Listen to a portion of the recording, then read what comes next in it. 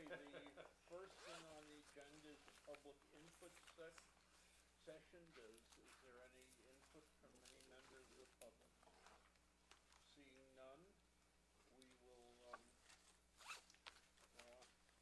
go on. I'm not sure whether, Treasurer Valakovic will be here. She will not. So Carol, did you want me to give the report that she emailed us? Or maybe you haven't seen that, but, okay, at about 6:15, Carol emailed that, actually it was at 6:02. She emailed that she won't be able to make the board meeting tonight. There's something going on at her workplace that is time sensitive. And so she said if she were here, assuming this is okay, Herb, that I can read from her email. Yes. It says, I would have said that income for July and August is basically flat, with a grant popping in to form most of the variance, as are expenses. And then she said, I am also still hoping to see a reduction in the number of bank accounts we hold in order to reduce unnecessary complexity. Other than that, I don't see anything significant to report. The grant she's talking about is $9,000 and some dollars, and it's 90% of the annual payment from the federal government through Upper Hudson Library System, called the LLSA, which of course I'm forgetting now, with Library something Services Act, right? So we get about $10,000 a year, and we just got about $9,000 of it during the month of August. July? Okay. That's it on the treasurer's report that Carol Valakovic wanted to submit. Okay, thank you. Do we have a motion to accept the treasurer's report? A second. A second, okay. All those in favor, please say aye. Aye. Opposed, nay. The ayes have it. Okay, Does that include the check register as well? No. Okay. yeah, we have to do the check register. You have, I do have a check register here, and it's in all the packets, but you okay. can see mine if you'd like. Quite long, probably, because we're meeting for 2 months. Sure. You know, so.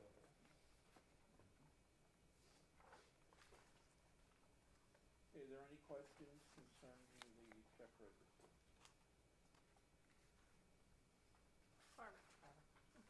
I just have a question, if we could do this for the future. If you look down at 28314, on the first page, it says reimbursement for conference, which helps, I think, to explain, what the things are for.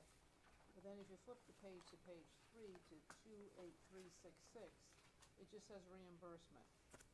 And a lot of the other ones, like reimbursement for building maintenance, if we could just systematically do that, when we punch them in, I think it'd be better. Okay. Carol, you're hearing that, right? The one with the second one that you were talking about is that the library pays up to $50 for any maintenance employee to buy steel-toed shoes, and this is a maintenance employee buying his steel-toed shoes. So, but Is he new? he is in his second year, I believe. Okay. And, So this is his second pair of it is his heels? second Okay. pair. Yep. Do it every year?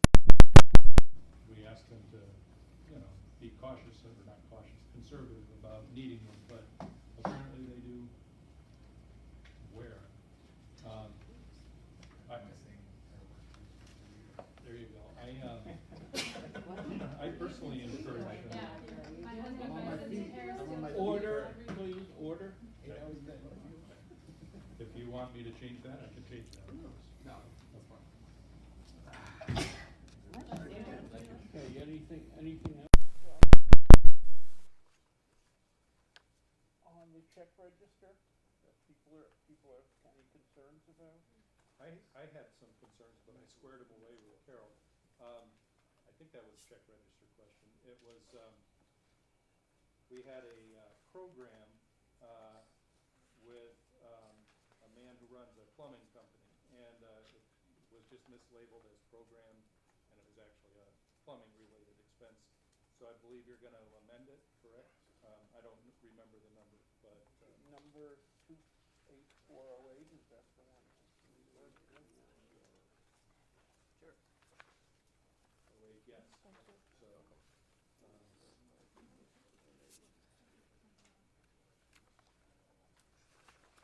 Okay, any other questions about the check register? If not, can we have a motion to I'll make a accept the motion. check register? Okay, second by Peter Hubbard, all those in favor, please say aye. Aye. All those against, say nay. The ayes have it. Okay, I don't see all nays yet, so maybe. maybe you didn't see the email, he's not coming tonight. Oh, okay. So, we thought that Chris. Oh, Chris is gonna give his report? Fine. So in your packets, not in your packets, but probably in your mailbox, there's a document marked master plan, and there's another document marked pre-referendum services authorization. Those are the two documents I'm gonna be talking about, and I probably referred to them, so you might wanna have those available. I'm doing this off the top of my head, so.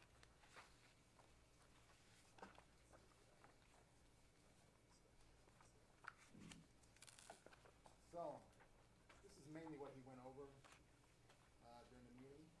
The first page, when you open it, will show a diagram of the building plan. You can basically see where the addition is on the left side of the diagram, the children's area, additions. It kind of goes straight down and then cuts out a little bit, so this, the addition. You look at the page, you look at it. Is this amended? Chris, Says I just dated asked a September question. 11th, is amended Oh, I from have the other previous page. one? This one It's slightly different from shows the the last possibility email. of that going out, was that discussed, in other words, bringing it up? It can't go out anymore, there's a wall there. There's a fence that runs all along there. It can't go up this way anymore. No, just to make it level with the building. Oh, Remember, we were supposed to ask him that. I did ask him, I did not get an answer, and then it was on my, list of, I mean, I did get an answer, which I relayed last time, which was, there's, an issue, according to Paul, when you add on to a building in a situation like we have at either the north or south end of the addition, if you make the addition flush to the existing walls, Paul says you create a drainage problem. Whereas if you stagger it as this is, that problem can be avoided. I cannot explain it any better than that because it's technical beyond my capabilities, but that was the nature of the answer. I meant to ask him again on Tuesday night, I think it was, or Wednesday night, but I forgot to ask him. Well, the reason I asked, looks like there's 3 lines here, and I thought he had bumped it out maybe to the left so that that first area, maybe wouldn't be bumped out, but then you could bump out like 3/4 going from left to right, out to where that door is.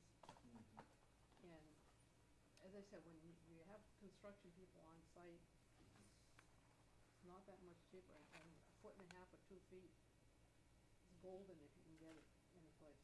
yeah, I don't know how much that is, if that's like 3 feet, we can make it 2 feet instead of, or 1 foot. Well, I don't know, but I'm saying we were supposed to, Yeah, we were to supposed ask, I and, agree, I remember that now. I and will ask again. I do How's that? remember him So- saying, that if you made it flush, you couldn't do it. Right, but you couldn't do it exactly if we flush. could at least capture some of that space, to Get me, it we as should close do it. where there's no drainage problem. Right. I agree. He talked about a walkway. Right. That's, Yeah, there is gonna be a walkway, I was gonna get to that, kinda where the orange is here.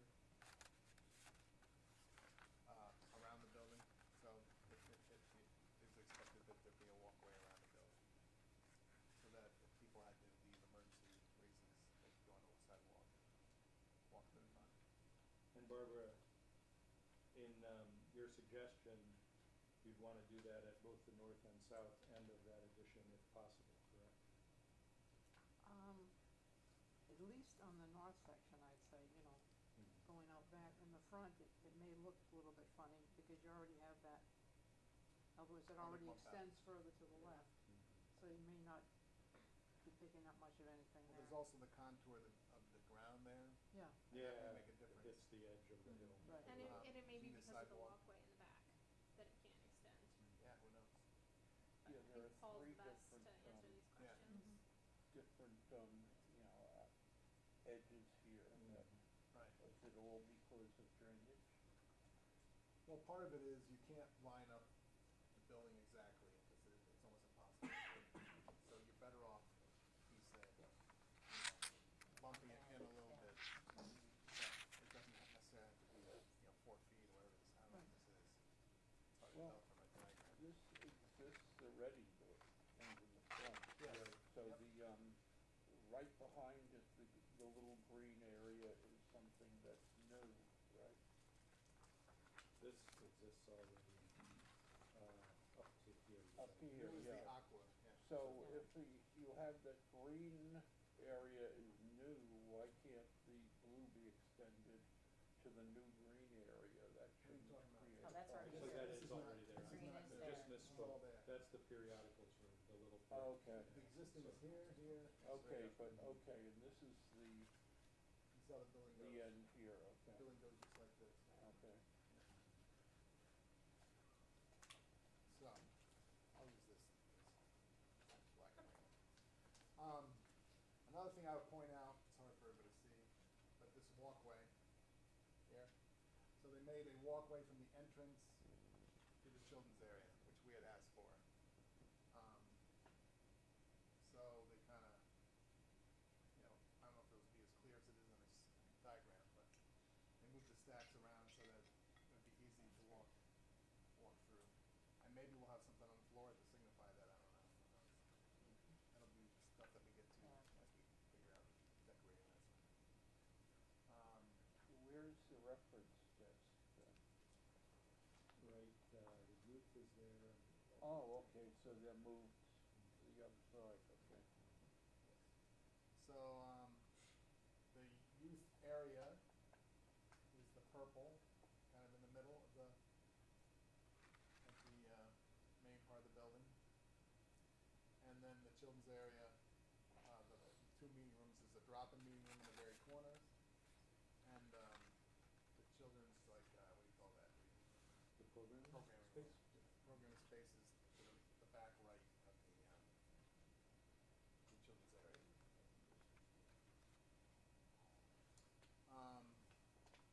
We also talked about not calling the cafe, but calling it, what's what we used, the word? I used snack bar, but I don't There know. was another word we used, Hubbard room?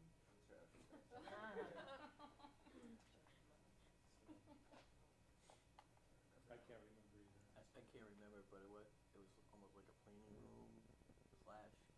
to make it seem less like a cafe, because we may not even have cafe people in there, we don't know what we're gonna do. So, we could have it staffed by volunteers, there could be a lot of ways to do it, so I think the, lounge is the word we use. Yeah, there we go. Yep. Lounge, which I like, lounge. Lounge, Sounds like a bar. it does. No, the reason why I like that, if you look at the comments in all the different Yes. groups that Yeah. the only ones that said that they liked something like that were the youth. And, Well, there were a lot of people that put the things up for it, from the public. So I think there's a lot of people that like it, Yeah. but there's a lot of people that don't like it. yeah, There's a lot of people on both extremes, so, we don't wanna pick people off. right, well, and people were asking for seating areas, so you could Right. combine, So yeah, it is a seating area, that's what it Right. is. It's a lounge. That has food right, Perfect. and coffee. And and an area for selling the used books. So that's what it is, I mean, it's like a multi-purpose room in a sense, so. How we gonna sell books there? Yeah. If you look at that little area there, that's gonna be like a little book area, right? Used Up here, used books. We had killed the, used book area in the purple area up here. That was gonna be half meeting room and half used books, if you remember, and everybody thought they'd rather have a bigger meeting area there. So we changed it to have a bigger meeting area. I can't remember if there was gonna be dividing walls in there or not, Kim, do you know? Yes. Yes. That's an option, right? where's the used book area gonna be? Right The down used book there. area is gonna be in the Where's lounge. that Right little off thing? the lobby, Yeah, in the lounge. yeah, That's which is small, good. probably better because it's easier to find. It's easy to get into, but it would have been easy there too, but as you come in, you'll walk right by it, so people could go in there, get something, there's gonna be a cashier in there anyway, to buy stuff. So it does, you don't need multiple people staffing both areas.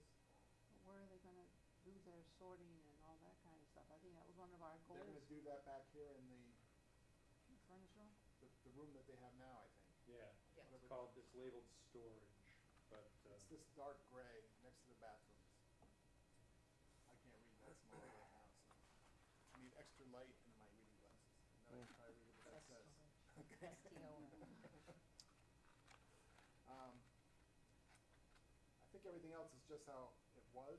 You can see next to there is a meeting room next to the lounge that has, it's another meeting area that has a divider door as well. So that could be two meeting rooms. You can see the two separate doors. Or it could be one bigger meeting room. So it could be used, these are the study rooms, the green ones at the bottom. But you could have two more study rooms as well, added to those four, like during heavy usage or whatever. And Exam these are time. like Exam study time. carrels, these are like study carrels here. Yes, I think that is something like that, yes. Computer, they might be computers, probably, yes. One other thing, there's two sections in here that are kind of like sitting areas here, right before the children's area, that will bump out before you get to the children's area in the bottom that you were thinking was new. And then at the very top of the green area, you can see a little sitting area up there. Those are further explained on like the next page, 2 pages later. 3 pages later. And these are the periodicals, So if you look a few pages later, these kind of show what those areas are like. These little pictures of what we could have there. So it's not set in stone, certainly. The one at the very top is the bottom one. It shows like a little fireplace with seats around it. So you could have like a gas fireplace there. It's an idea. And then the one in the very top shows a window into the children's area, and that's the window that's currently there in the building anyway. And that's the light that goes all the way through the whole spine of the building, which was architecturally made when the building was first created, so that you can kind of see from one end of the building all the way to the other end through the windows, the lights. And of course, you have the outdoor eating area for the lounge overflow. What is the size of that cafe? You can find that in one of the pages shows. I think it was 725 square feet. 721. 721? So what happened, and I was not able to be at all the meetings, but anyhow, so, at what point did we decide that meeting room we're gonna eliminate the book room? Well, it looks like we had an increase in sales, right, in the amount of books that people are buying. We eliminated it, making it into another meeting room. We already have meeting rooms, plenty of meeting rooms. So we went through probably over a year's worth of planning to decide that that's how it was gonna be. At what point did it change? And then Months ago. also, when? Months ago. And then with the cafe, same thing? That's a storage area now, or no? No. No. I don't know what What's is that that? area right there? What's the question? What is that area to the in the lounge area? That little, That's the pig. yeah, No. no. Not the cow. She means, Or the he cow, means sorry. in the cafe, In the cafe to the left, yeah. it looks like there's a little door. Potentially, it could, I don't know, it could be storage, because if there is some sort of food service, there's going to have to be a place to store items, Maybe that's what it is. you know? But the space in question is the space right there where the Oh, it is? shelving is. Is what? That's the storage area, that's not the storage. Well, that's that area. little spot that we're trying to figure out because you're asking. No, no. So, I'm asking this space right here. Yep. that's Yeah, that that space is right that. there. So, I guess. That doesn't look like No, it's it's that. not. No, It's it's not. not that. It would be over here. It'd be over here. what would be? That space is That over space here. is over here. Would be right here. That's the lobby. Right on, okay, yes, I'm sorry, you're right. So it's probably not even there. It's the other side of that wall. That's what it is, right? It's the other side of that wall right there. So the, I mean, you can see the lounge is basically this area here, I think, Yeah, pushed out that way a little bit. Yeah. So it could be a kitchen or different things depending on, whether there's a. I don't know, but that's a good contract, question. Well, we could ask him when he. it looks to me like it might be the counter, because everything else looks Oh. like either seating or Oh. books. It looks like it might be that the Yeah, that's probably what it is. person stands in there facing this way, Yeah. serving. That is what it is. It's obviously a good question, It's the counter. That's what it is. and to get it, not to get ahead of you, Chris, but my understanding is we're gonna try to schedule a meeting with Paul before Yes. the next board meeting, so we can ask him then, so. Yeah, we plan to have a meeting, a special meeting, that was in the email, right? Yeah. To discuss this with Paul and to, hopefully vote on this then. This will give everyone a chance to look at it, but that is what it is. Any other questions on the diagram? Hopefully we can answer it. Okay, I'll go over a couple other things. If you look at the next two pages, they kind of just show the square footage of everything. Currently, and then it shows you the existing square footage, and then the proposed. So if you wanna know, for instance, how much room do we have for the adult collection, it's going up by 10%, is the first line there. And the youth collection is going up by 38%, because we basically have very little room for the YA collection now. Soft seating, looks like it's staying the same, we just get nicer seats. Seats we have now are. And then the meeting room stuff shows there at the bottom. It's going from 3,300 square feet to 4,200. The next page is the parking lot.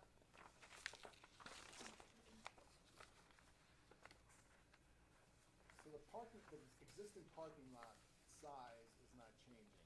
If you look at the picture, it's just how it's set up is changing. So you can see the walkway from the sidewalk into the building, and they're gonna have some trees and such in that walkway. So it's gonna be like a safer parking lot. People can walk through the walkway and then walk into the library rather than walking through the parking lot and, having to dodge cars. And the book drop is gonna be there at the front of the building. So you can drive through, drop your books, and then park. Most likely the employee parking area would be overflow for the parking lot. I believe that's the thought. And then most likely the employees that can would park in the upper parking lot, which is up, you have to go up, walk down steps to get into the library, or walk down the road on the other. So looking at the upper parking lot, this is up, up on the hill in our side lot there, one of the first house that the library purchased years ago. So that would add a secondary lot, and we figured that employees would most likely park up there mostly because we figure that patrons would rather cross the road than have to walk down the steps or. Are there enough spaces in the lot where the employees park now? For the employees? Yeah. Yes.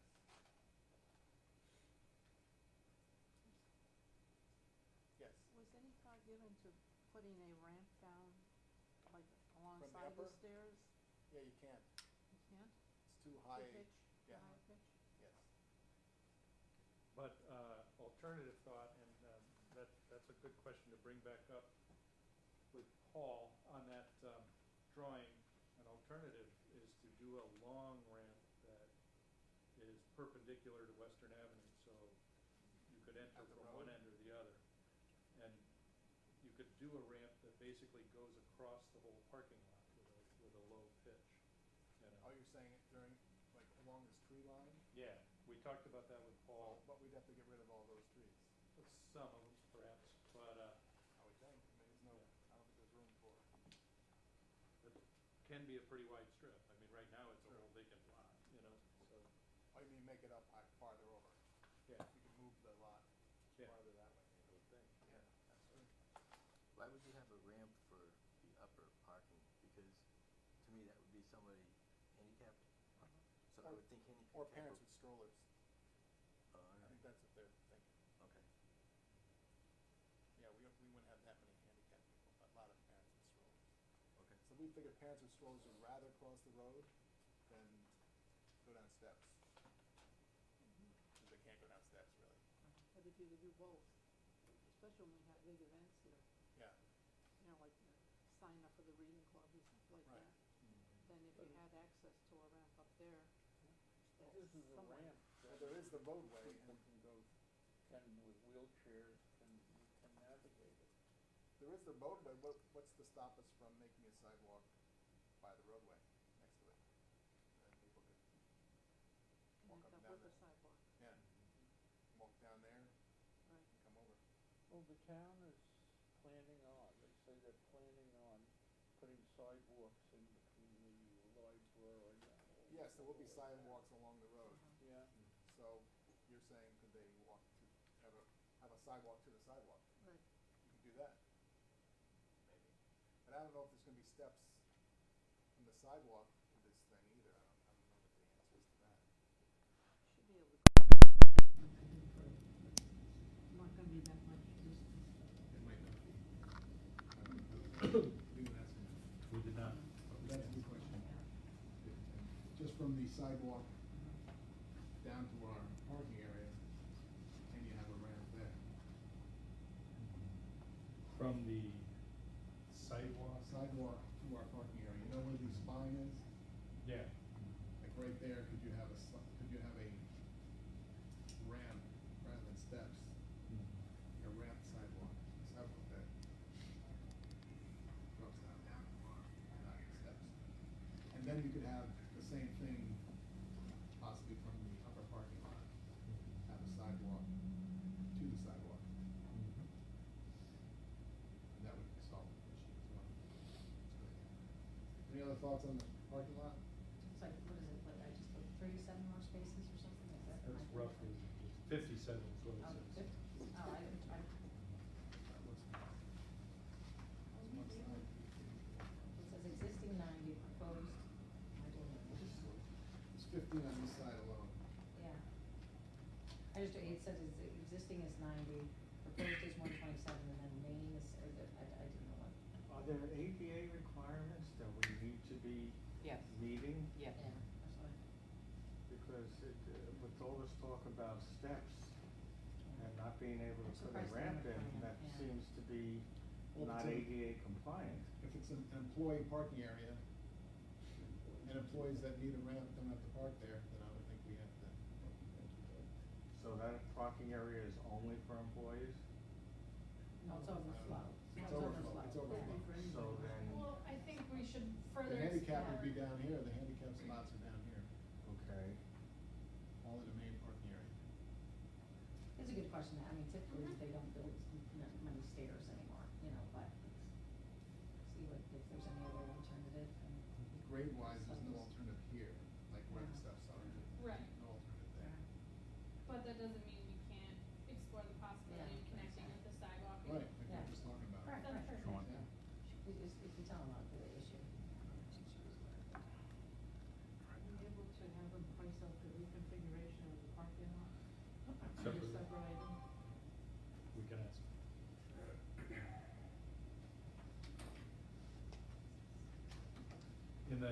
I haven't read the whole report yet, but I've read most of it, and in the chapter called Master Plan, which is the final chapter, it talks about staging the project in Yeah, potentially 4 different. that's part of this. On the bonds, right? So moving on, you can ignore the invoice, that Yeah, I was was gonna say, excellent. wow. That was an accident when it was printed. So at the end is the cost analysis. If you look, the, upper portion, which comes to $1,538,000. That is all existing building repairs, improvements, okay? The bottom part, building construction, is partially, new construction, partially renovations. You can see the different things. So there's general construction, new construction, and renovations. There's plumbing, new construction, renovations. There's mechanical, new construction, renovations. Same thing with electrical. Fire protection is just for the new construction, and he's gonna add the fire protection. He didn't realize we weren't getting the fire protection currently in here. But that is something that we were gonna add. I did figure out what that would be. I assume it would be the same amount. It comes out to $244,440. That's the sprinkler, the whole That's the building. sprinkler stuff for the existing building. If you add up, I added up the existing repairs, improvements versus the building, new building. So the existing was 2.8 million, or this was shown here, and 1.8 million for new. So we're spending a lot more money on the improving the old building than we are on the new addition. It's roughly 40% to 60%. Then if you go to the next page, it's all contingencies. Contingencies at $800,000. Seems crazy, but yeah. That's to do with inflation and the chance that the bids don't come in how they think they're going to come in, that sort of thing. And then there's soft costs. There's also there's the furnishing allowance after that of $520,000. I think that's mainly for the addition, I believe. And then there's. Well, it does say something is an existing building. Oh yeah, 285,000 existing. It looks like Right, about it's half half and and half. half. Yeah. 170, I don't know what, yeah. Oh, it's, I see, 285. Yeah, so a little bit more in the existing building again. And then there's some soft costs, which add up to quite a bit too. There's like another 1.2 million, 1.25 million. The hazmat remediation, I assume that's asbestos removal if necessary? Exactly, and he figured since it's a fairly new building, there shouldn't be anything like that here, but said you never know, but given that it's a 25-year-old building, there really shouldn't be hazardous materials in it. Because that would have been illegal at that point. Hence the zero. Yeah. So, we also talked about, we may choose to have a construction manager, and those costs aren't here. We had talked about working with the school district possibly on with their building plan to reduce that cost.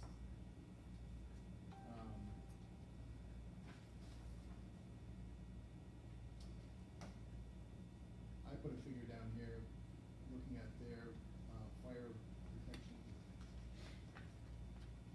which would include the contingency additions to the contingencies of 300,000. So it'd probably be around 300,000 for including the contingencies for the existing building. So you can see the final figure there of 7.5 million. That's not necessarily the amount we'd be asking for a bond, but that's how much it would cost. We have talked about putting some of the money that the library has already toward that, and also fundraising. So hopefully between those things, we would be under the 7 million figure we're looking for a bond. Any questions on any of that? If you go to the next page, that discusses the phases of construction, should we approve it? And when he talked about, one of the big things in this is the SED approvals. And we're gonna discuss, one of the things Tim discussed is transferring the property back to the library from the school district, because then apparently we wouldn't have to get the SED approvals, which take a year or more. I think there's a cost involved too. Or not? A cost of transferring the land? No, for the SED approvals or no? There's no cost. No I cost know. really, Okay. okay. Sort of a time cost. Yeah. There's not a cost for, we have to prepare extra things or anything? Well, we do prepare more than if it were local, but it's, Right. we've done it a lot. That's all part of it, Right. whatever that. So the big thing is the time factor. It puts us a year, almost a year behind the eight ball. And if it went back to the school SED, I'm missing that. They That's how would long have it takes them to approve. No, I know that, but if it transferred back to the school, From they the would school be, to us. but even though we're, SED wouldn't have to approve ours? Correct. If we own our building and grounds, Yeah. as a school district public library, we then are subject to local building codes, like the town of Guilderland, as opposed to the state entity. So we get approvals from the town instead of the SED, correct? Yes. And That's- we're taxable again. No, because if, We're not if the land is clearly being used for the nonprofit purpose that we're charging, then we're good. So, That's a legal review, even though you're certified through, That- even though, I mean, most everything comes through SED through the library? you, That's is your why. question, have we No, checked? no. How have we checked it? Yeah, no, Yeah. I mean, the legal review is that, it just sounds a little foreign, because even you're still overseeing, and if there's any, well, I Right. guess I gotta think about it for a second, but if there's a bond, and it's still, The bond wouldn't be for the school district. yeah, it would be through the town. Well, But you're the still bond- overseen by, the library's still overseen by. By the state ed SED, department, so sure. I'm just, It's a question of ownership, Yeah. and here's how I've checked it. So I was at, a meeting at the Upper Hudson, system about the Mhm. construction grant Yeah. process, and Tim Burke said, off the top of, just, here and there, he said, by the way, Tim, have you ever thought about, it was after the meeting, he said, have you ever thought about getting the school district to give you your land and building or sell it to you? And I said, no, in fact, we just did the opposite, for some vacant lots, why would we do that? And he said, because if you owned your land and building, you would still be able to bond, and in fact, you can still bond through the school district. Right. But you also can bond through DASNY and, or through the Guilderland IDA. And, I said, really, I said the same thing to Tim Burke that Chris Aldrich later said to me, which was, you've been telling me for 5 years that if you didn't own it, you've been telling me the opposite, Yeah, that, right, that right. they have to own it in order for them to do the bond.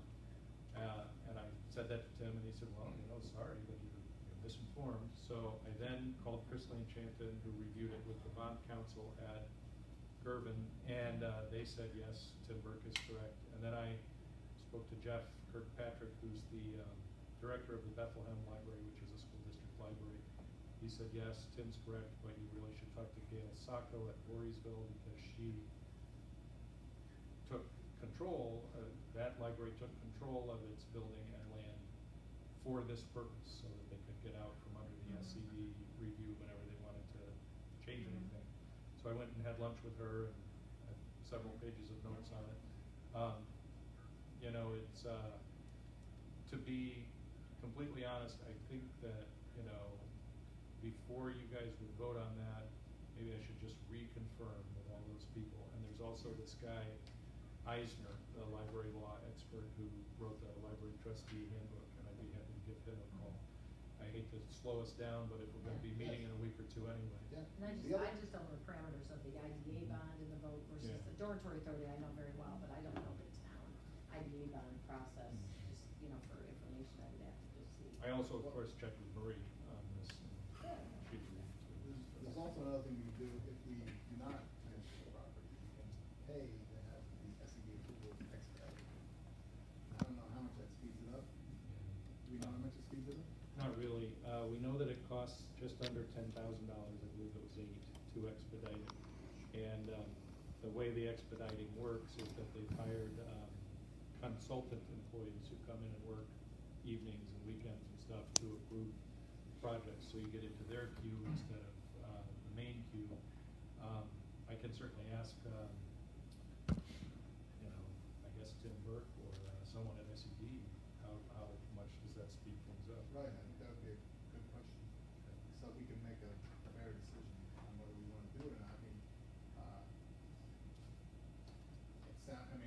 decent amount of money, but, it would give us an option, instead of transferring the property, paying that, getting the excavated approvals, having it done a year early. I mean, to me, it's worth $8,000 to have it done a year early. And your construction costs alone may be less than $8,000 doing a year early.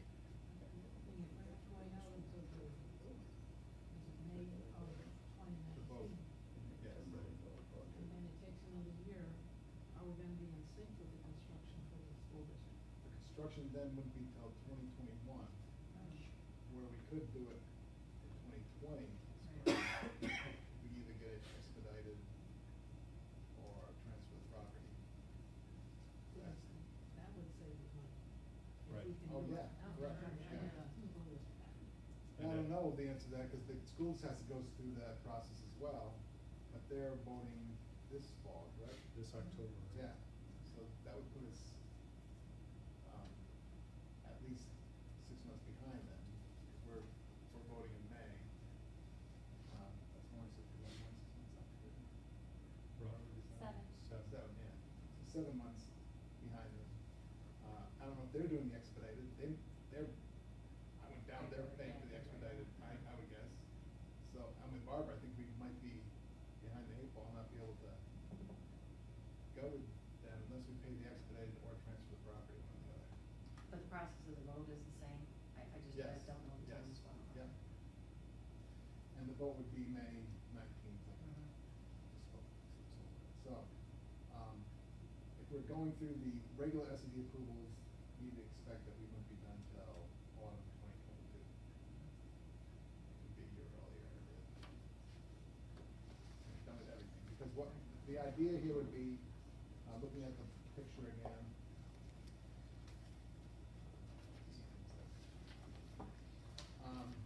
We would do it in portions. First, they would, build the children's edition. Get it all set up so they can transfer the materials and everything over to the children's edition. Then you move the children's edition from where it is now into here. Then you start construction on the area that was the children's edition. And then you keep going down, do this area, move it up, do this area, move it up. And then that's how they do it. There were other ways of staging it, but this is the way that would cause the least interruption to patron service. Yeah, I mean, and again, when Paul comes to present to you, if you're serious about any other way of staging it, you could certainly ask about it. But to those of us present the other night, it seemed to make sense the way he had proposed. Right, he said otherwise you basically would have to close the library period of time. So what's the estimate of the time, if everything goes well, of the actual construction time? I just want to see that. The ending time? No, the actual Already done? construction, is it a 12-month project, is it a 10-month project? Because he said it's all, I mean, they phase it, like you said, but it's all one project, it's not, Right, so this would be starting spring 2021, ending autumn of 2022, so it's a year and a half. so it's sort of like. Actual construction, Okay, yeah, that's yeah, okay. exactly, yeah. Any other questions?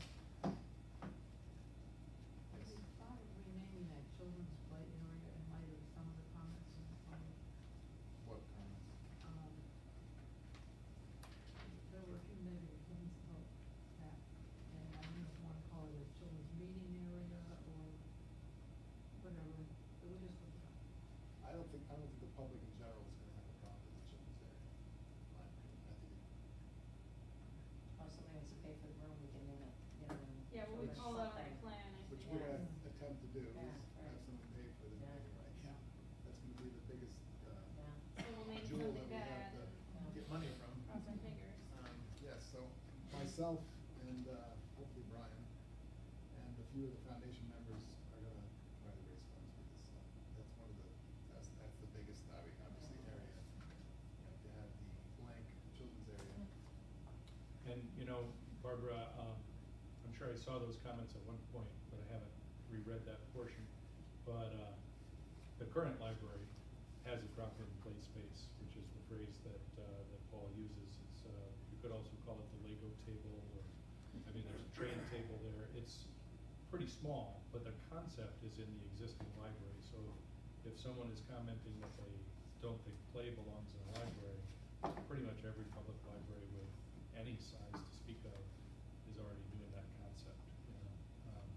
It's just kind of improving the space that the kids have. Maybe you're saying take out drop-in, just change it to children's play area? I don't know, there was, What was the issue? What did they? I don't remember that. I'll dig it out. Oh, yeah, I was In just fact, curious I about think that. that comment, if I'm not mistaken, came in the survey after the last election, when the school board asked people to comment. Why they commented on that in the school board survey, I don't know, Oh. but. As part of the comments after Yeah, the election? right, right. Like the this past one? Mhm. Yeah, I believe that the biggest reason that this will, if it's approved, gets approved, is because we're adding a children's area. I mean, you know, Well, the concept behind that is such a good one too, that it gives mothers or dads or grandparents or whatever children an opportunity to meet their neighbors, you know, let the kids interact with each other and, you know, under supervised conditions. I mean, it's phenomenal. agreed. So, Chris, I hope I'm not out of turn, but No. the concept in my email to you guys yesterday was basically that you guys were getting this yesterday. And I asked Paul and Brian and then looped Chris in afterwards. I just didn't think that was enough time to read the whole proposal, come up with any questions that you have. So, Brian approved the idea of just basically summarizing it in this meeting, asking you to go home and read this master plan, take your notes, have your questions. Paul Mays has given us about 7 or 8 dates between now and October 18th, which is the next regularly scheduled board meeting, which Jenna and I will get doodle pulled out to you tomorrow. I do have a list of them here if anybody wants to hear the dates. The reason I ask him for dates is if he's already committed somewhere else, then obviously he can't present here. So we thought we would just doodle them out tomorrow. So I hope nobody feels like, you know, this is the sum total of the report you're gonna get on the, 'cause it is the sum total of the printed report, but when Paul presents it, it comes alive pretty well, you know, so. Yeah, there is an additional report that was emailed to everybody, right? Is that emailed to everybody? Yes, Where you can click on the different Yeah. areas? This is Yeah. just the bottom, yeah. yeah, this is the, The main. yeah, sums it up. meats and potatoes, Yeah. yeah. So. The other stuff is kind of boring and I don't wanna read. The other stuff, sorry, but I do recommend you read it all, but and I've read all that other stuff yesterday and today, but it basically reviews everything The we've whole done process. together, you know, Yeah. so, like, when a group of realtors came in to talk to Paul, there was a half a page saying, here's what the realtors said, you know, so. Yeah, it's worthwhile, but Yeah. it's not necessarily necessary to understand what we No, do. yeah, right. It just gets you to where you started to where we ended. So. All right. So even though this is bolded on your agenda, I think the concept was to not take a vote tonight. So. Are you going over the other report too, the free Oh. revenue services authorization? Good, thanks. I could do that now, yeah. So this is just, Is this I had- something that has to be signed by Brian then, or? yes, once it's approved by the board. So this would be, if we approve this plan, then this is what, Paul May's services will be between the approvals and the bond vote. And it shows exactly what he would be doing. And this is like a maximum cost, so if he spends less hours, we come under this, when he is billable, but it won't be over this, unless we ask for additional services beyond what he's contracted for. And he's listed some, other services in paragraph 6 that we may be interested in, but that would obviously cost more, but it'd be actually at this price. So, you can take a look at that. I just thought I'd point it out. We don't have to go over this tonight. But when we vote on this, if this is voted on, we'll be voting on this right afterwards. So, make sure you take a look at it, and, so we don't have to like digest that. And I'm not sure that we have to go to the planning board on this, since we're a government, you know, it's an installation too, like the fire departments, the schools, and I don't think the library would have to go to the planning board. Certainly, if we're, Seeker. if the property is all owned by the school district, definitely not. No. I don't know what the case is, The town, it seems like we you can don't. look it up. Well, my understanding is you would need a secra review either way. It would just be conducted through state ed Right. if the ownership stays with the school district, and through the town if the ownership came back to us. Right. So, Fire I think that's departments in this town do have to go to the town for all the same approvals as everybody else, including the COA, and, you know, any, variance or anything. You know, we had to go, and Gilboa had to go, and Fort Hunter had to go. Yeah, I think it's just- Council is going Okay. through that Yeah, right now. well, I think it's the school district that does Gilderland, that. fire department was arguing that it didn't have to go to the planning board though. Whatever. They Whatever had, the case. they had an attorney who was very nasty about that. I don't think we have to decide that tonight, but but I believe you're right, if the ownership stays with the school district, it's a state ed review Correct. Yeah. rather than a town review. That's That's why we have an electronic sign, because we successfully made the argument that that piece of land was not subject to the town's rules, it was subject to the state ed department's rules, so. so you can see the price for his services, and we can vote on that down the road. Or if you have questions regarding that, you can ask him that as well Yeah. on the special meeting. Yeah, we don't have to do that, anything with that right now. Not at all. Okay, that's it for the Paul Mays Yes. report? Yep.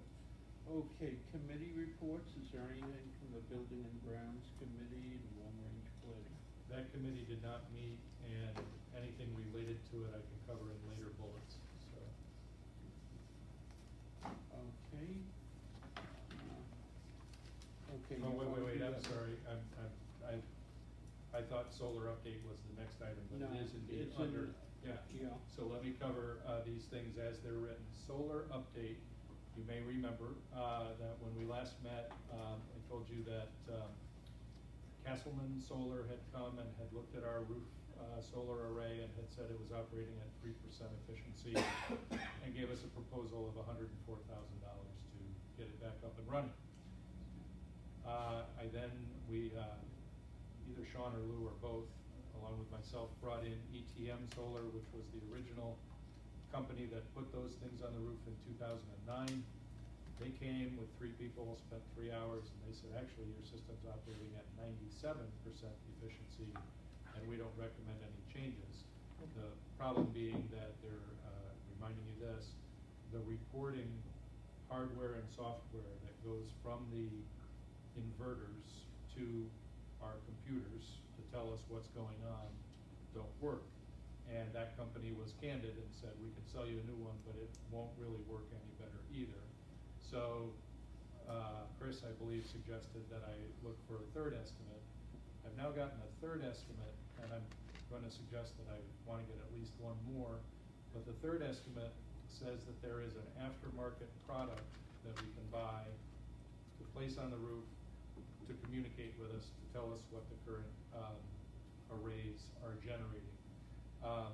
And they don't have a price for that right now, but we're working on it. We're working on it today, Sean and I. They then made a proposal for expanding our solar on the roof, which if, I don't know who's been on our roof or who's looked at the aerials, but there's the V-shaped thing, and 2/3 of that is covered with solar panels. They're recommending going the rest of the way down and also covering, I'm gonna guess about 95% of the rest of the roof with flat solar panels that just sit on the roof. And they think that given the sun and the sun that we get here, it's been measured, and the amount of real estate that we have, that we could about between 3 and 4 times, generate between 3 and 4 times as much energy as we do now. In their proposal, just using a typical electric utility bill as an example, they estimate that a typical bill of $3,500 would go down to about $1,900 with their proposal. Their proposal is close to $400,000, which is the main reason that I want to get a fourth estimate. And just like we can talk later about exact details, but these flat panels simply lay on the roof and they're weighted. They're not attached to the roof, they don't go through the roof. They're probably a good idea if we want to go that route long-term instead of more curved panels, because basically you can put more generating ability on the roof flat than you can angled.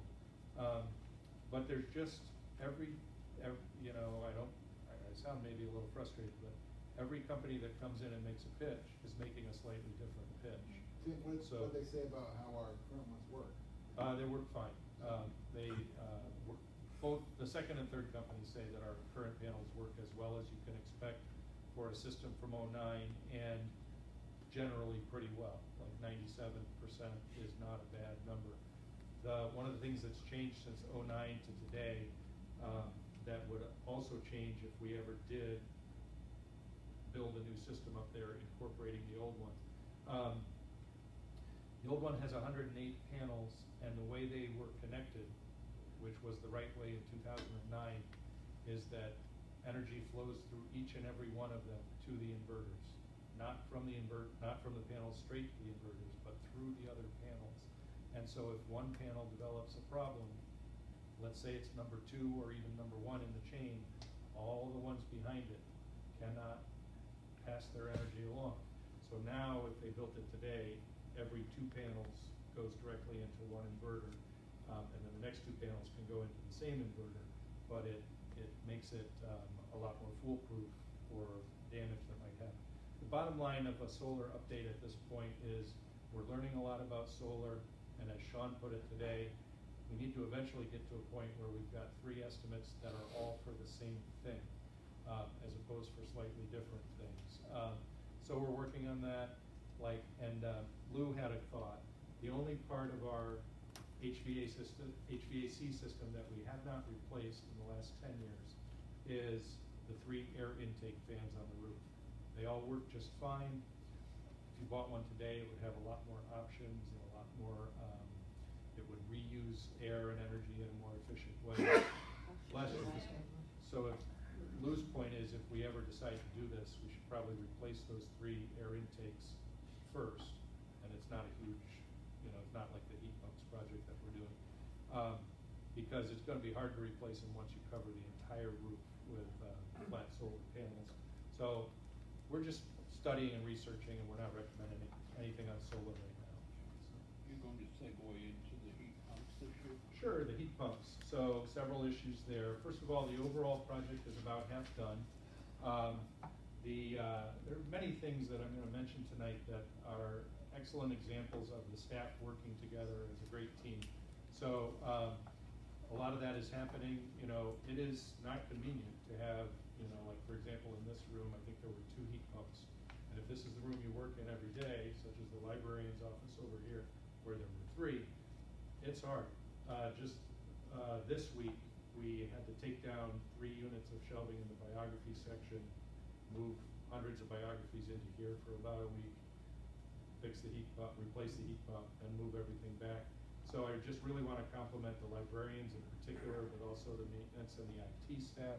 IT had to move many of those librarians over to the tech department for a couple of days because of their office being in use. So everything's going pretty well. They're about half done with the heat pump replacement project. Just to date, Technical Building Systems is in the building with an electrician connecting new heat pumps to the new building management system, which obviously needs to be done. So far so good. We are about half done. You probably noticed that there's a giant hole in the ground on the other side of the Helderberg room along Mercy Care Lane. What happened there is that there is a subcontractor who was subcontracted to put in the water pipe from under Mercy Care Lane into the building to support an eventual sprinkler system. And I have learned that when you build a building, you have drawings of what is to be built, and then you're supposed to have a set of drawings called the as-built drawings. This library never got, or no longer has, the as-built drawings. And Barbara may remember, but there was some sort of a dispute between the architect and the library back around 1992. And we can't tell you whether we got them and don't have them, or whether we never got them. But when they dug out here to create the space to put in the water service, the place where it was supposed to go already had 2 other pipes going into it. So there was a meeting here at the library of the excavating company, the engineer that we've hired, the library, of course, and Family Dance, who's the overall contractor on the project. And it was decided to put it, not here, but here, about 3 feet over. So we have a change order from the excavating company that is in, the excavation portion of the job was originally priced at $22,000, just under 22. The change order is over $9,000.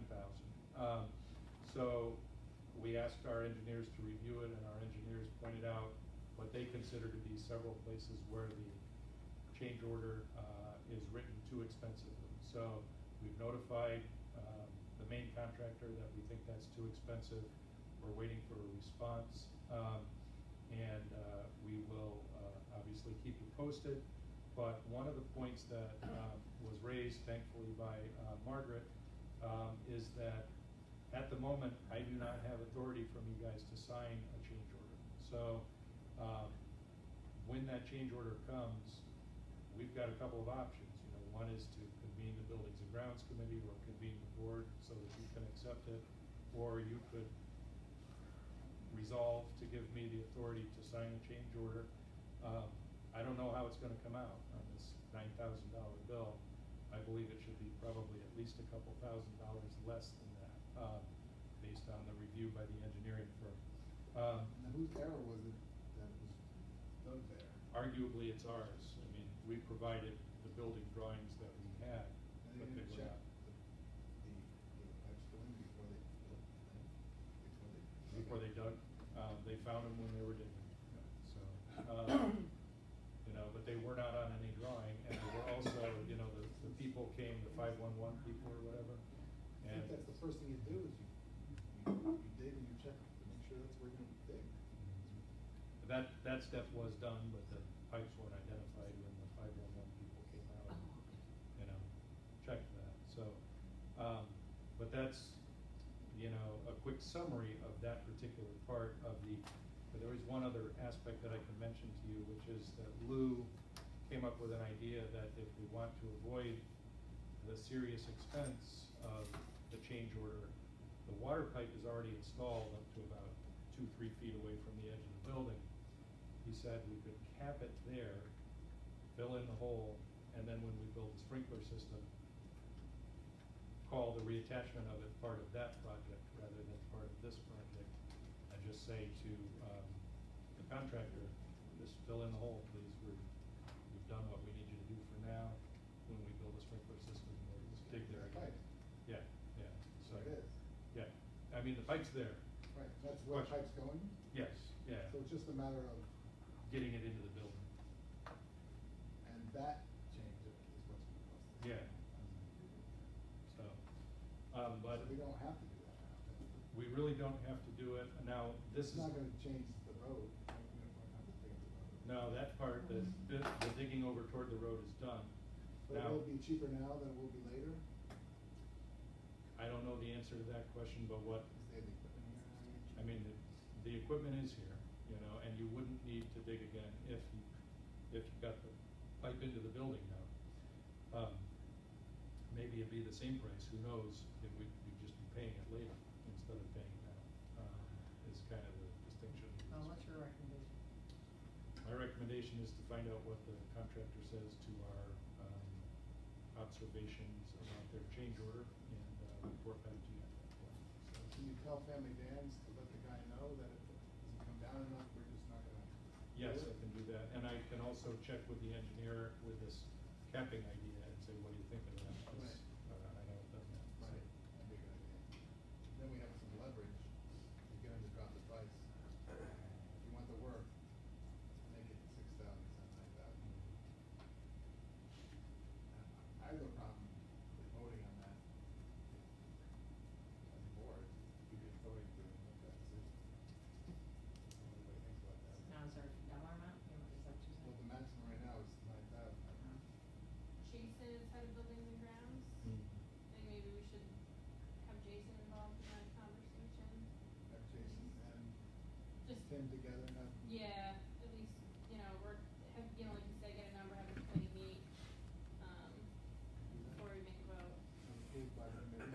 Yeah, I'd be all right with that. That would be more than, I don't have to get the right. ambulance. Well, you know, Who's- I'm on that, Okay, I'm then on we that can committee. hold that in abeyance. So, I think we have to make a vote to give the building grounds committee the authority to make that decision. It's really a board decision otherwise. mhm. So Okay, I'd propose make that that motion. motion? We give the building grounds committee the authority to approve the expenditure up to the is it 9,000, is it 9,000 change? It's 9,128. So up to 10,000. Up to that amount of that invoice.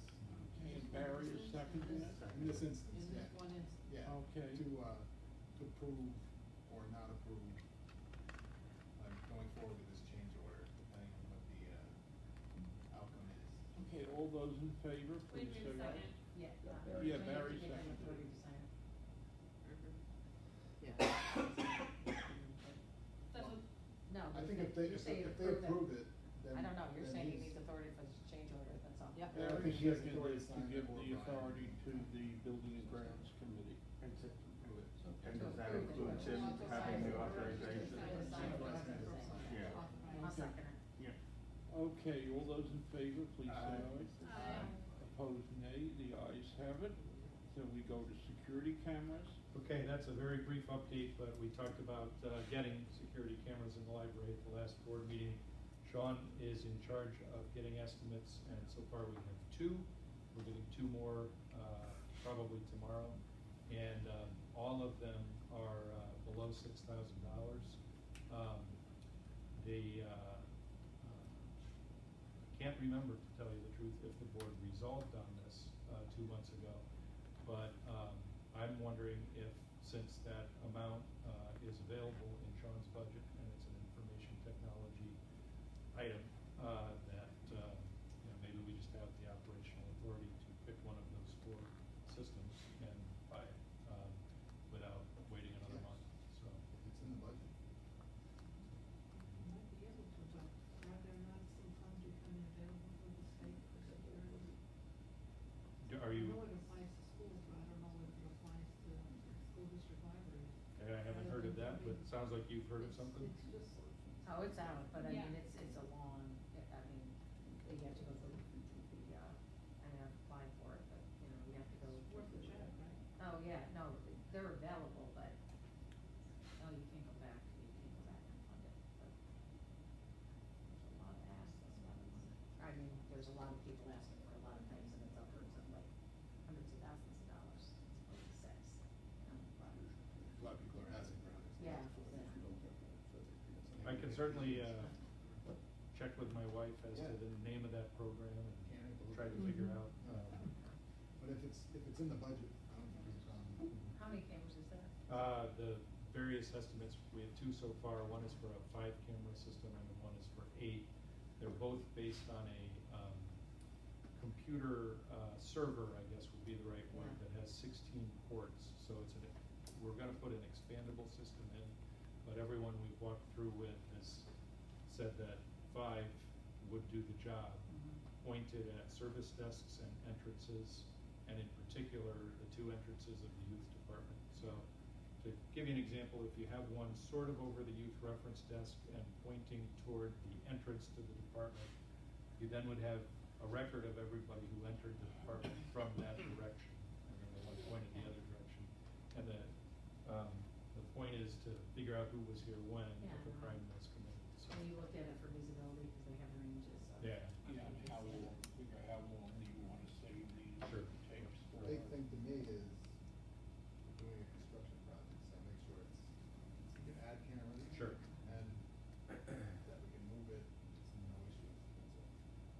double check that, but I'm confident in what Sean's told me so far, that you could continue to expand and you could move these cameras around, if the interior layout changes, so. Okay, we've already discussed authority for change orders. We have, except for the idea that once we enter into a larger, if we enter into a larger project, there could be multiple change orders in a week. So at that point, if that comes about, we've got to have a more flexible way to solve it. You didn't need anything on the security cameras to spend? If it's under 6,000. No, you did, so it's all right, okay. The finance committee, The audit committee met and we have the minutes here in your packet, so Sorry, we do need a heat pump motion. Sorry about Oh, that. we do? It's a good thing we pre-met, which was Caitlin's idea. Caitlin came by. So the heat pumps is bolded. The reason we need a motion there is that, although we did submit a grant application to Upper Hudson, one of the pages in that grant application says, the board of the Gilderland Public Library reviewed this grant application at its meeting of September 13th, 2018, and voted to endorse this grant application. We need the board to endorse the grant application that we've already submitted. So- I second. okay, any further discussion? If not, we'll go directly to a vote. All those in favor, please say Aye. aye. All opposed, nay. The ayes have it. okay, back to the. Okay, now we can get back to the audit committee. So, you can read over the notes, we met to discuss the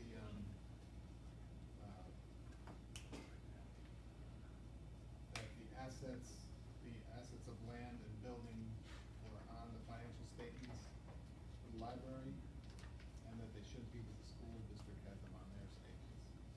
So they're gonna be removed from our statements in the current audit. The second, item was that we're gonna just look at a single period audit.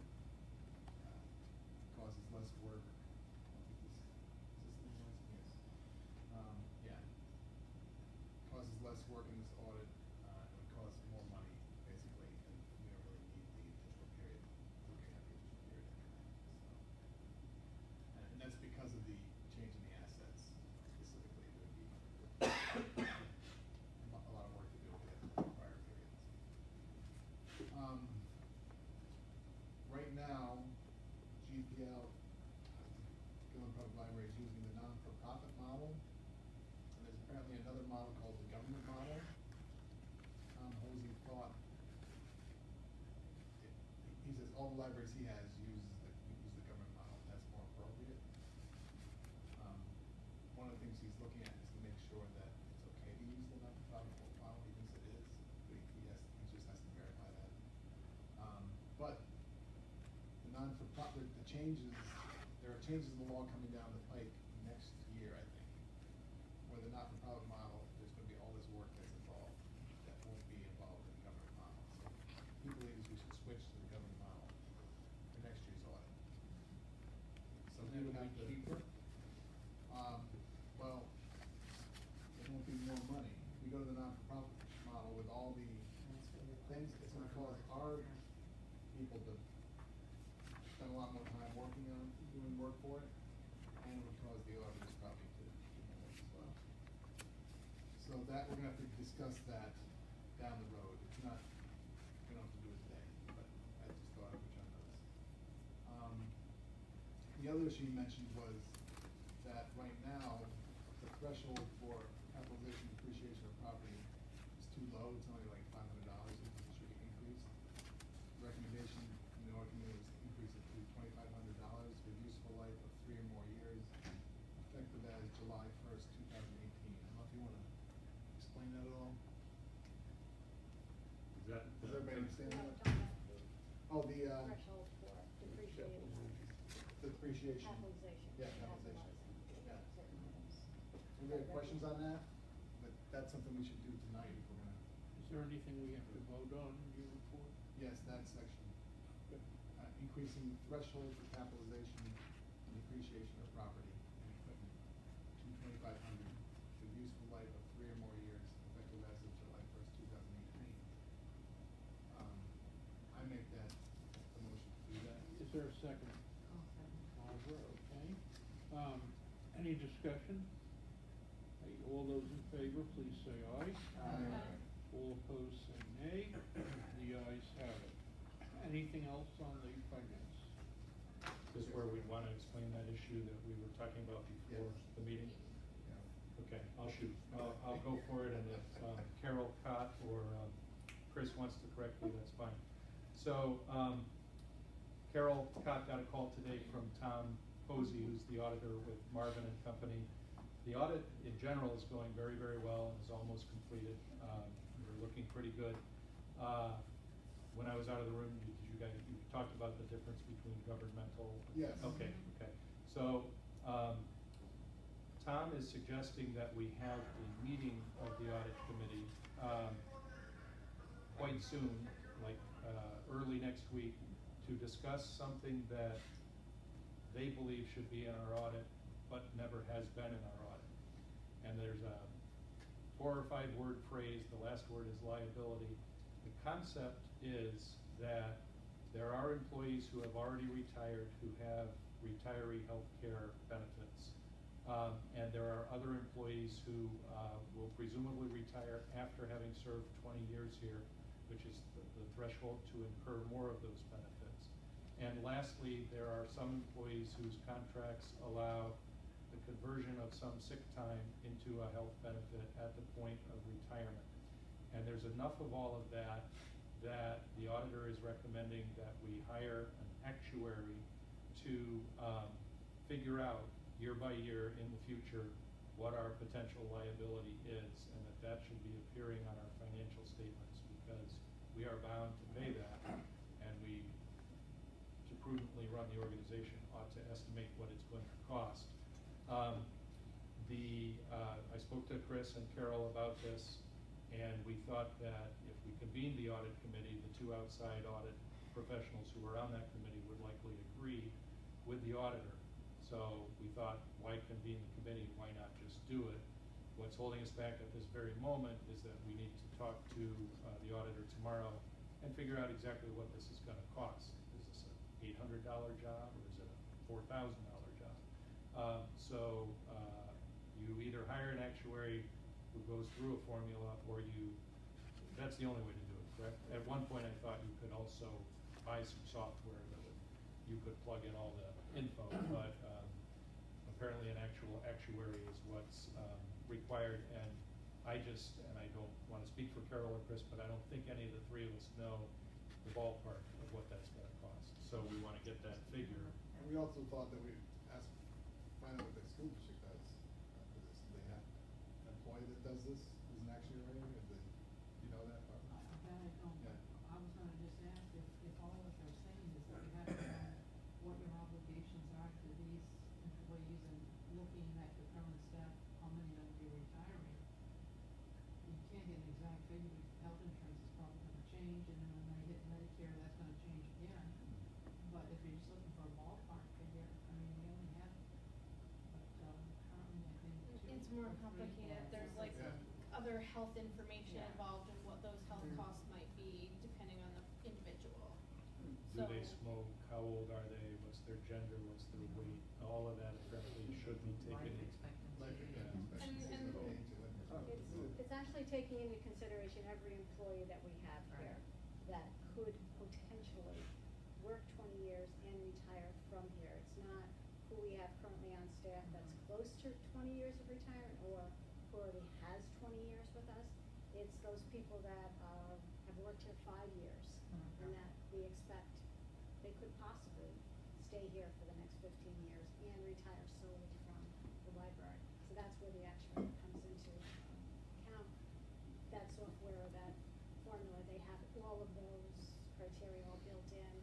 They can just plug it in and it'll figure that all So out. they have to interview every employee? They don't and interview, smoke it's you. just, they take this, they just take the data.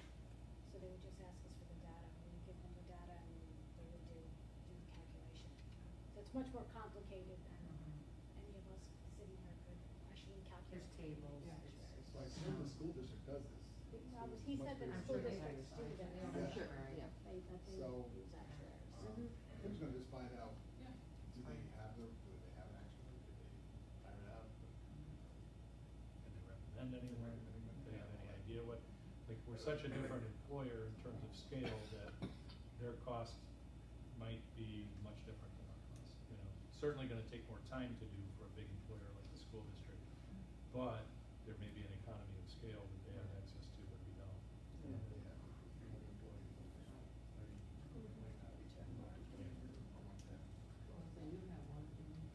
Can we use them there? Yeah, I'll ask Alice. included in there. Okay, So anyway, the long and short of it is, we have to, probably gonna have to vote on that in our special meeting for the library edition stuff renovation. Okay. We'll just add that to that special meeting. That's gonna have to be decided before the next board meeting. okay, the, Personnel and Labor Management Committee, there is a labor management meeting scheduled for next week with, both units of CSEA. And, we will be meeting before that, Can we schedule- Chris LaChanton and Tim and I will be meeting, you know, an hour before that to discuss the issues. That's not a committee meeting. No, it's a labor Okay. management meeting with CSEA and the So that's not for the whole CSEA committee? representatives and excuse me? That's not for the whole committee then? No. Okay. Okay, other than that, you know, personnel, you know, we'll have to, hold, a meeting as a little later in the year, since we do have a group of, employees whose contract is, up in December. So that will come in the not too distant future. Okay, is policy committee? We didn't have a meeting, but Tim and I talked, we were gonna schedule one for next week, to go through just the regular updates, you know, the timing that we said that we would review. Just notice, I did get and I think, Tim has talked about this person before, I did get a personal letter here, from a woman who has been, barred from the library for a whole host of things, including, I believe, stealing DVDs. Tim has met with her, extensively, but she did address it to me personally, so I'll just, personally as a trustee here, so I just wanted to make everybody notice that. And I don't, there's no action, I need to take any action, so, and it's being reviewed in a year. Well, it was reviewed in a Oh. year, and we decided not to readmit her. Mhm. She does have access to other libraries and does use other libraries in Albany and Rensselaer counties. And certainly we've warned our colleagues in the system that she has a habit of forgetting to check things out, I guess you might say. And I've discussed this in at least one previous board meeting, but and it was a long time ago, because the original incident was at least 18, maybe 24 months ago. But I then discussed it when the year-long ban was up with the department heads. So I convened weekly, you know, around 10 people in a department heads meeting, and it was unanimous that we just feel that she's a danger to the collection. We think she may lack the capacity to understand what she's doing, but that's irrelevant to us, because, you know, if we buy 50 DVDs for, you know, our town residents to use, and they all end up in her car unchecked out, just think that's likely to occur again. So now she's stealing the DVDs from the other libraries. Perhaps, you know, although we've done what we could to warn them, so. So is there a committee meeting next week? They're gonna try to schedule one, a Okay. policy committee, that get out to us, and then, you know, just for dates. Okay, next is the Upper Hudson Library System. The Upper Hudson Library System was audited after the review cash basis financial statements and supplementary information for the years ending, December 31st, 2017 and 2016. So I'll give this to Tim so that, and then if anyone, wants to review that. And just if you're eager to review the Upper Hudson Library System audit, it will be in Carol's office. Okay, there are different committees that met for the Upper Hudson. The big thing was the Services Committee, which set out to make the 2018 construction grant awards. They were recommended, and their recommendations were approved by the Upper Hudson Library Board, including an award for Guilderland for energy efficiency and water service project. Now, when Guilderland makes a request for a grant from Upper Hudson, Guilderland is entitled to up to 50% reimbursement.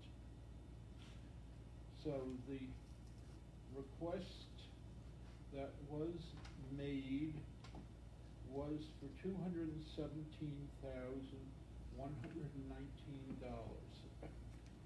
And the total, and half of that, the 50% that could be reimbursed, was $108,559.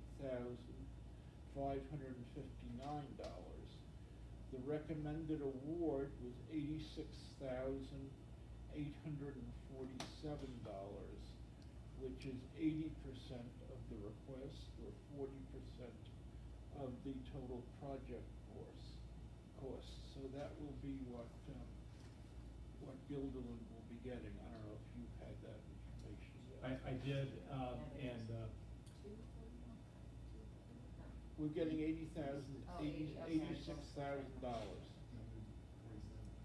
so I got that information today as well, and I already formally accepted it, which doesn't mean we have the money, but I sent an email of acceptance because I presumed that you would allow me to accept it. And the past history on it, I don't know if Herb knows anything new from yesterday's or this week's meetings at Upper Hudson, but it's typical that we will receive an award such as this that's 80% of what we asked for, and that a month or 2 months down the road, we might get a call saying another 15,000 or another 12,000 or something like that has become available, because what often happens is that the libraries who've applied then find out that they don't have the financial flexibility to go and do the project, or they dig a hole and they find out there's a problem and they say we can't do this project this year.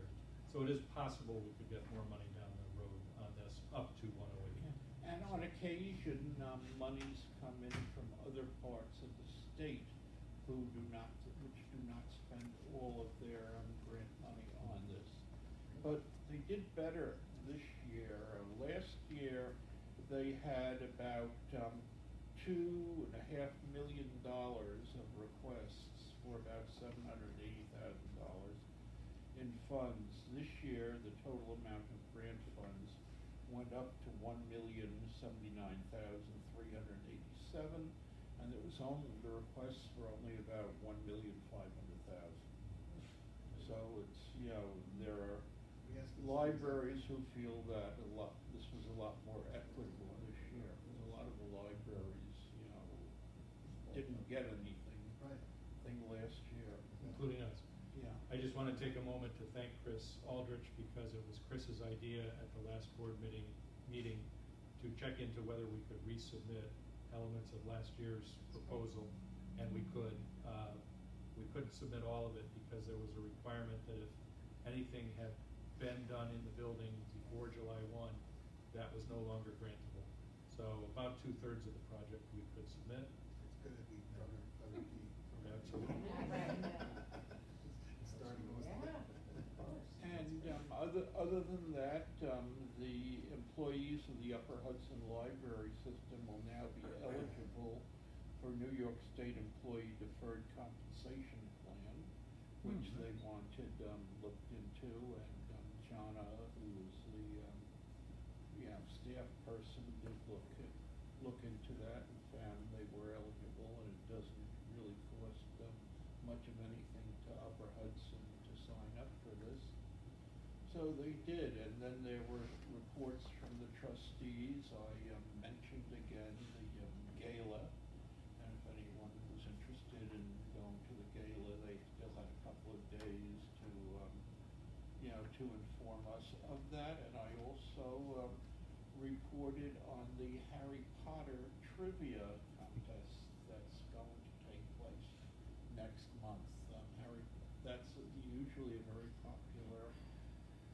popular thing, so if anyone would be interested in that, I don't know if anyone was, but I did mention it. There's an element of that, just to make you aware of, which is that that's on a Friday night in October, and our hours have changed, so we'll actually be closed at 7, but the layout of the lobby allows us to still have a program on a Friday night, even if we're closed. So that'll be a new experience for us. So. Okay, and that was the Upper Hudson Library System report. Is there anything on the foundation? The only thing they mentioned last meeting was that anybody wants to do baskets. They would want them very quickly at this point, and Rosemary told me today that they intend to stop selling tickets to the gala on the 15th, and today's the 13th. So if there's anyone you know who hasn't bought one yet, the last figure I had heard was 113 earlier in the week tickets sold. I believe the capacity is about 140. So obviously we could use a few more tickets to be sold, but it's got to be quick. So that's that on the gala. Okay, the next issue is the director and staff reports, and I will be bidding you adieu, and Caitlin will be taking over. Thank you, Chair. So, in the interest of saving time, I'm going to start while you guys move around. So, of course, the major event, I'm not going to narrate my report, but the opening of Mercy Care Lane is a major step forward for us and a success. I do want to read a very brief letter from someone. I'm not going to read his name, but Tim, hearty thanks for your continuous efforts to facilitate an alternative library exit and the restoration of the Mercy Care route. And this is where it gets important. I now look forward to supporting proposals to expand and update library resources without worry about being killed upon exiting. So I'm reading it to give you humor, but I'm also going to just remind you that during the public meetings that we've so far held about this, there was a tendency to connect the inability to turn left, and with all due respect to the public, to almost blame us, to say, we are not going to vote for that until you make it possible to turn left. And we've done the only thing that is within our power, which was to work with the town to get that road open. So as we've been doing on the sign, we thank Peter Barber for getting that done. Jim, you know Yes. when it's gonna be widened there in front? When are they gonna widen the road? They are eventually, but Is that happening this year? it's probably next year Spring at this then? point. Yeah. So There's a lot of potholes yeah, and the right toward the road. Peter Barber had authorized the town crew to fix those potholes at the same time. He had to get Our Lady of Mercy's permission because they own that stretch of the road. I'll double check that and see if we can't get I've it got patched. some, people grumbling about that. Sure, I have to, yep. I'll check on the potholes. But it looks like next year for that stretch of road to be rebuilt. Some things I do have to mention, even though they're in your reports. The Summer Reading Club was very successful, summer reading program. The stats on it are on page 7 in your report, but it broke every record that we keep. It was very fun, and it was another example of everybody in the library working together, regardless of what department they were from, and including there was an adult reading component this year that wasn't embraced by as many adults as it was by children, but it's a step in the right direction. I think dozens of adults participated and tracked almost 600 books. Tomomi and Christina, one library assistant and one librarian. Have been doing great sessions on downloading ebooks, including visiting, I can't remember which facility they visited, but it may have been Atria. It's in your report, and it taught the residents at that facility how to download ebooks. We signed checks, you approved expenses, but just to report that during the last 2 months, the patio was evened out, so it's no longer a tripping hazard, and the 4 islands out here were landscaped. So that was both by the same company. They did a great job. Worth pointing out that in Phil Berardi's circulation statistics, over the last 2 months, the 3 most popular items are not books and they're not DVDs. They're Wi-Fi hotspots, Chromebooks, and folding tables. So we continue to look strongly at the library of things, we call it, to see what else we can add. If you haven't had a chance to read the report, I'm going to send you there eventually on your time to really read Sean's report carefully. We're putting a major focus on cybersecurity, and really some exciting work is being done there. The self-checkouts that we bought, I believe about 8 months ago, 3 new machines, are now doing, as of August, 25% of all circulation transactions in the library. This is up from about half that when we had the older machines, so that's good. It saves our patrons time and moves them out more quickly. I just want to mention that after dropping Ben off at a practice last night, I went to Stewart's, and a friend of mine stopped me and he said, "Don't you have a board meeting tomorrow night?" And I said, "Yes." And he said, "I can't wait. I look forward to watching that on Facebook."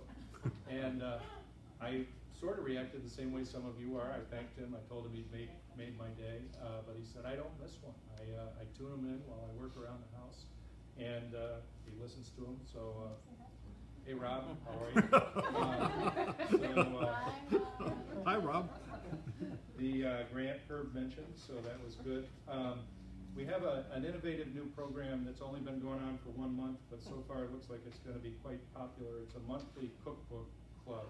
So we highlight one cookbook and leave it out in a central location, and patrons come in and pick a recipe and make it and bring it in, and then they share it, they talk about it. And there's a person who runs a food blog in the area who wrote about last month's meeting, which was about baking, and it included this great pair of sentences, which are actually right here. 3 or 4 sentences. "For better or for worse, my kids are voracious readers. This means we end up spending a lot of time at the library. As opposed to most things, our library has continued to get better and better over time. I'm not entirely sure how it's been able to buck the trend, but kudos to you, Guilderland Public Library." So when that was called to my attention, I wanted to bring it to your attention. I believe the reason for it is the staff. We have a very nice building. We have a very nice collection. What makes a difference is the staff. If people don't feel good when they are here as patrons, they're not going to have good feelings about the library. The outreach department has been very, very busy, and again, people from all over the library are volunteering to go out to outreach events. So in the recent past, we've had the National Night Out.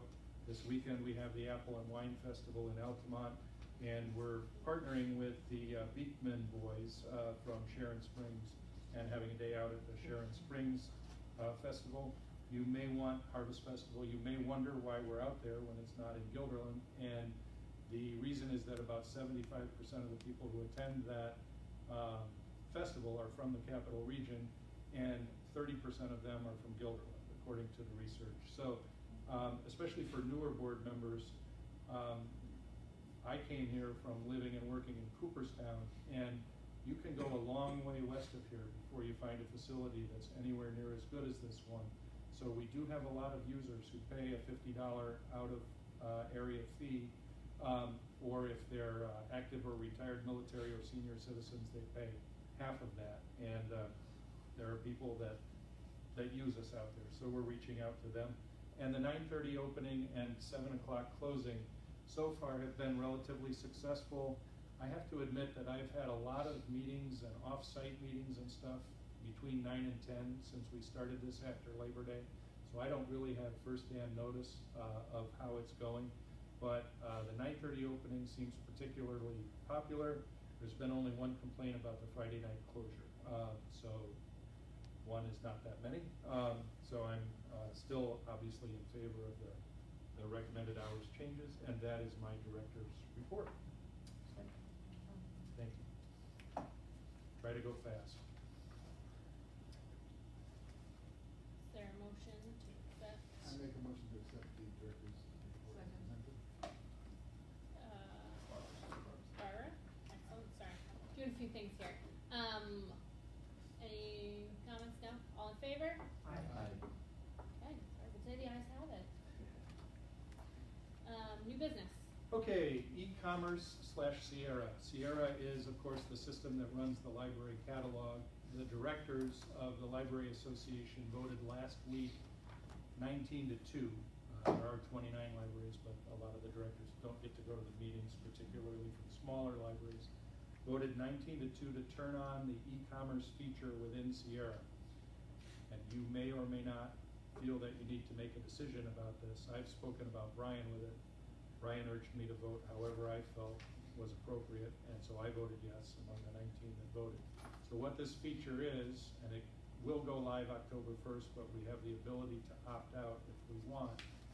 This allows people who owe library fines above our threshold. Our threshold is $5. So if you owe $5 or more, you can't do anything online or in the building until you bring that balance down below $5 in terms of circulating material. Still use the library. So what you can now do is, when you find that out at home from surfing the web or from our app, you can use PayPal through Sierra to pay your balance or a portion of it to get under that $5 threshold.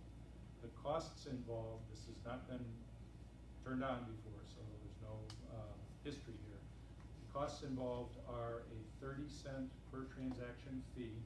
So the fee is charged against Upper Hudson, okay, which we are part of, and 2.5% of the total transaction. So if you're paying $10, you're paying 30 cents plus 2.5% of $10 to collect this money. Most of the directors think that's a good thing, and that we will collect money from your couch that you might have to come in here to pay, or you might choose not to come back to pay. It also allows them to reserve things. Yes, they can make their and use databases and so by forth. paying the fines. So some libraries, there are 4 different kinds of public libraries, and in particular the town libraries don't like this because they're just, opinions are all over the board, but some library boards feel that they will lose fine revenue. Other library boards feel that they will gain fine revenue or gain it sooner. Nobody really knows. There is a minimum amount of $1, so we built in so that nobody would pay a 20-cent fine and cost us 32 cents to collect it.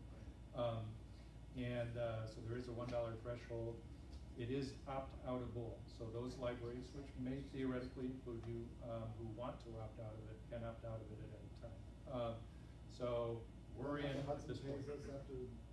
Yeah, it's divided up into who incurred the fine and where it goes, all that kind of stuff. But it's one PayPal account rather than 29 PayPal accounts. So Makes Yeah, sense. yeah. Do you need a motion on it? No, the patron can't pay that 30% service charge. Usually when you do these things, the patron pays. that was discussed, and I can't remember why, but it was too much work for Upper Hudson to turn that on.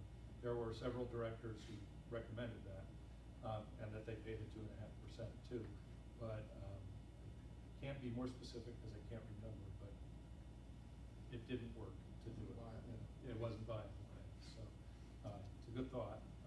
I had also suggested that the fine automatically say that if you owed $3.60, would you like to round up to $4 to support your library? They couldn't make that work either. I tried on that score, but didn't get it. So anyway, I don't know if you need a motion. No, So, so, go ahead, try it. okay. Almost, I think you can make this. Fine free for kids? Yeah. Are we done on Yeah. PayPal? Yes. Okay. Right, everybody's good? Yep. Right, me, right now, okay, moving on. Fine free for kids, we just wanted to give you an update. So we were ready on September 1, thank you. We had a few clarification items that we worked with Chris and the Finance Committee to clarify. So far, it's not particularly doing much for us, so here's what's going on. 229 items have been returned and the fines have been waived on. Those items presumably, or most of them, would have been returned anyway, and we would have collected fines at some point on them. 14 items have been returned which had previously been in the lost and paid status, which means they'd been out so long that we had sent a bill for that item to the patron. So we were so far very successful in that 14 books or movies or whatever have come back that were stalemated basically before that. I don't happen to know of those 14 whether the people had already paid for them, in which case they would get a refund, or whether they hadn't yet paid for them, in which case their bill would be canceled by this action that we go to do. So far, Those 14 people could use could borrow things, because as soon as. they would have been over the $5 threshold, yeah, so that's good. And it's only the 13th of the month, so there'll probably be 40 items by the end of the month, unless it picks up. So far, we have waived $349 in fines, and the part where we sought to benefit the food pantry is still active, but we've only collected, there's a clear plexiglass box up there, and it looks like it's about $20. So, the interesting, we waived $349 and only about $20 has been collected. So, that part is not particularly successful, although we'll get the food pantry money and they'll do something good with it. And again, by the end of the month, it'll be higher. You have all those materials back. Yeah, we have Yes, the that's, materials you know, back, outrageous. and we have the people back, Exactly, you know, exactly. so, and we'll give you a report next month on October 18th of what the whole month looked Or is like. it 14 separate families, or is 14 items?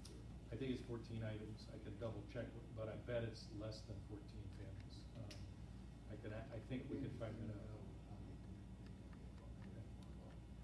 They also have the other people, right? I mean, that brought it back. Yeah, Yeah, yeah. anyway, Yep. that maybe did not, kind of shown the library because they don't wanna Yep. deal with that.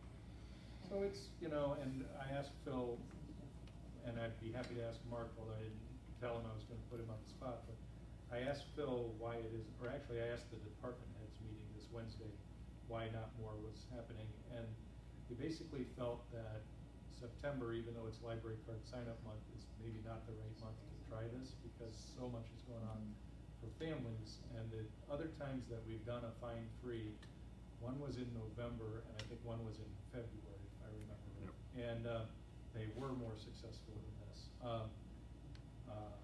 But, maybe this will pick up in the rest of them, so. Are people asked to donate to the food pantry? Yes, yeah. Would you like to waive your fines for, we're waiving your fines, would you like to donate that amount or another amount to the food pantry? I don't know the shtick, I don't know what they actually say, but they do ask if they would support the food pantry. So that's it on the fine free, unless you guys have questions. I just have to remember to look at whatever. The box on the counter? Yeah. Yeah. Is there something that says donate Yeah, here? yeah, if it's got Mark's nice graphic on it, and, I didn't look at it. you could donate money on the way. Yeah. I will throw some, make it look a little more like people are giving, right? Alright, has everyone had a chance to review the minutes from the annual meeting and the last meeting? Make a motion to approve the minutes of the July 2018 meeting. Is that both the annual Annual and? and regular, yeah. Second. KCB, Karen has to abstain, so is Peter. Right, so, Yeah. second is you. Thank you. And I have to abstain from the annual meeting. So should we do them Alright, two separately separate then? motions. We probably do them separately. Alright, Let's so, start with the annual meeting. yes. Motion to approve the annual meeting minutes. Alright, all in favor? Aye. Aye. Make a motion to approve the July 24th regular business meeting. Do we have a second? Second. Alright, we got Mike, and all in favor? Aye. The ayes have it. Then, executive session. And we'll executive session for the purposes of Personnel actions. personnel. Peter seconds, I promise. So, all in favor? Aye. Aye. I'll pass out the personnel actions.